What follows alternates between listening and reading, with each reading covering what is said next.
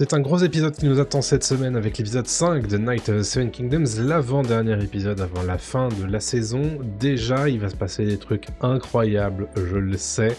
Alors c'est parti, et à la fin de la réaction, vous aurez mon avis à chaud. C'est parti. Allez, Baylor qui prend le combat en main. Ouais, Raymond, c'est son premier combat, et Duncan aussi. Ça commence bien. Oh, la moustache. Aïe aïe aïe. Bon, Baylor, il a une strat, c'est beau. Bon, la strat, c'est pas mourir, c'est pas si mal. Oh là, les chevaux caparaçonnés ont une classe. Et dernier moment entre Huff et Dunk avant le combat. Petit ref. Yes, excellent. Il y a quand même une tension, hein, parce qu'il pourrait très bien ne pas revenir, hein, Duncan, là. C'est un combat à mort, on le rappelle. Première fois qu'on n'a pas de blague. Non, peut-être deuxième fois. Important.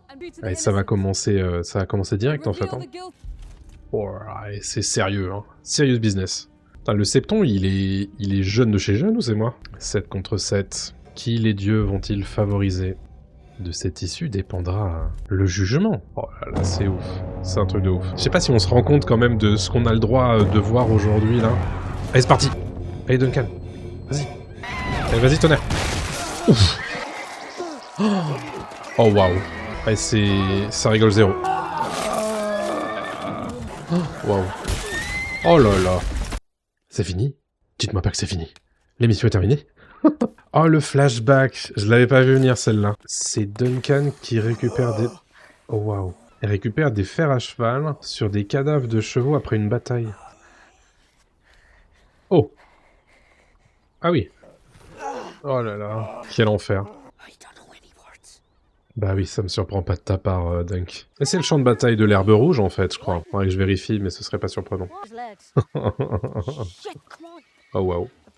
Ouais, c'était complètement la bataille de l'herbe rouge, du coup. On en parlera peut-être pendant le décryptage. Tout ça, c'est inédit, hein, ça n'existe pas dans la nouvelle. Oh waouh, c'est moche. C'est les soldats qui se font soigner directement à Cupucier. Ah, c'est un membre de la garde de la ville. Probablement corrompu, on imagine. Je suppose que ça va être la rencontre avec Arlan à ce moment-là. Oh, il s'est fait détrousser. Et cher. J'aime bien le fait qu'il fasse des petites références à la rébellion Blackfire, donc Feu Noir, sans spécialement s'apesantir trop dessus, puisque c'est pas le sujet. Mais pour les gens qui savent, ça développe... ça fait des clins d'œil intéressants, j'aime bien. Ah, c'est qu'ils espèrent partir loin d'ici, ok. Il se pose la question de... Et si tout était pourrave comme Cupucier? C'est une bonne question. C'est un bon conseil, remarque. Hein. T'as pas de famille, bah va t'en trouver une. C'est la plus grande ville de Westeros, j'aime beaucoup. Elle va l'abandonner? Non, j'ai eu peur. J'aime bien qu'on aille vraiment dans la réalité de ce que c'est que la vie d'orphelin des rues à Cupucier. Genre c'est dangereux, ils sont obligés de se cacher la nuit et tout. Il y a des gens corrompus qui essaient de les détrousser à chaque coin de rue, c'est bien, hein. C'est bien fichu, je trouve. Ah bah regarde, revoilà lui. Il faut qu'elle parte toute seule, il va lui dire de partir. Oh waouh. Ah, ils sont piégés, putain merde. Oh non. Oh là là, quelle horreur. Oh là là. Ça... Ah non, hein. Pas ça. Oh waouh. T'es mort, frère. Oh. Ah, je m'y attendais pas, celle-là. Oh. Oh, la bagarre, Dunk. Ah. Oh, mais c'est Arlan. Oh. C'est très chevaleresque, j'aime beaucoup. Oh la vache. Oh. Décapité. De la nourriture pour les cochons. Qu'est-ce que je disais? Oh, c'est horrible. Ah, la caméra regarde pas ailleurs. Hein. Oh. Et Arlan, il rigole zéro. Hein. Oh. Wow. Le carnage. Oh, le pauvre. Il se retrouve tout seul, du coup. Ouais, donc il a jamais été chevalier de zinzin quand même, hein, Arlan. A priori. Et par contre, il faut soigner cette vilaine blessure, Dunk. Le fameux écu. Il se prend à rêver d'une autre vie. Mais il a enterré quelqu'un. C'est joli comme plan. Un petit peu de King's Landing, ça nous manque avant le retour de House of Dragon. Ouais, c'est vraiment un ivrogne en fait. Et donc ils vont faire en fait un épisode quasiment uniquement flashback avant de revenir au combat. Ça serait bien de l'aider là, Arlan, il est mal en point le petit. Il y a un monde où il s'est même pas rendu compte qu'il était suivi. Hein.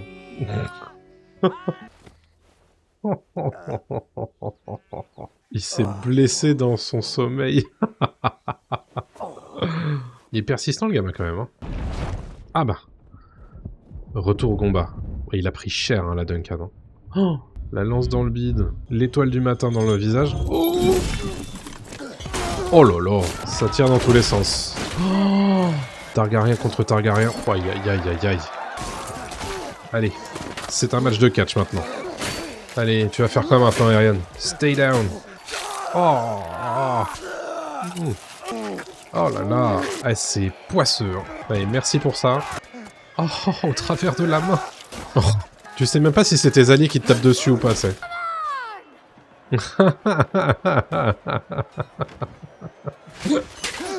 J'aime bien le fait que ce soit pas un combat de chevalier en mode genre full honorable. Là, c'est très...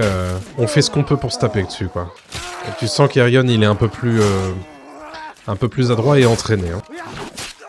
Oh. Attends, mais il a plus d'œil ou c'est moi? Allez, vas-y, Duncan. Oh, allez. Ça, c'est un bon coup, ça. Oh, waouh. Lionel Désarçonné. Ah, c'est mécart, ça. Oh, ça a pris cher. Oh. Il est dans un état, Duncan. Allez, Duncan. Il lui dit de se rendre. Oh non. Oh. Un an, je passe. Allez, vas-y. Oh, tu vas pas gagner si facilement. Ah, tout le monde te déteste, frère. Allez, Duncan. Allez. Ah, j'ai des frissons. Oh, il est dans un état, ma parole. Ouais, je suppose que le public va être pour lui. Bien sûr. Il est massif. Hein.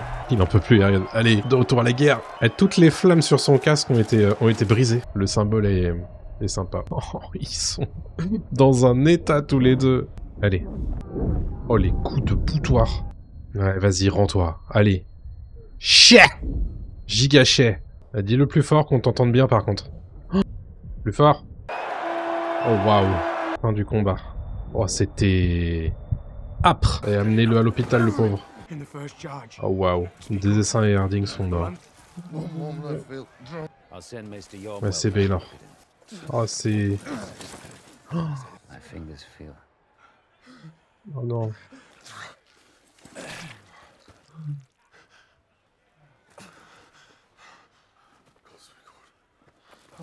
Oh, oh non. Oh, oh. Get up, sir. No. Oh waouh. No. Oh, ils vont terminer l'épisode là-dessus.